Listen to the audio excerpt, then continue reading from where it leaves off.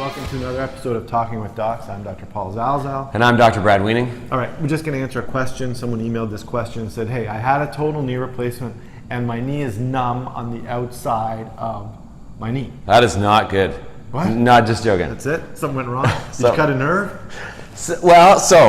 I guess the short answer is don't stress. This is very common. I don't know what the numbers are. I tell people about half the time. I'd say even more. Maybe higher. Numbness. Yeah, you're going to feel numbness. So why do you get that? The reason you feel numbness on the outside of your knee after knee replacement is because of that incision. The skin incision is a longitudinal midline incision. The nerves go from the medial side or the inside of your knee to the outside. All the little invisible nerves in your skin, they're microscopic, they get cut with the incision.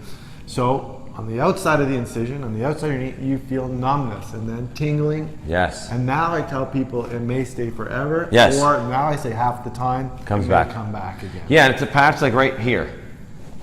Like that. I'm glad we brought that prop. Yeah. So it's very common and it's not dangerous, other than the fact that I've had female patients say, for me, just when I shave my legs, I can't feel it. So you might have to be a little bit careful if you're a leg shaver.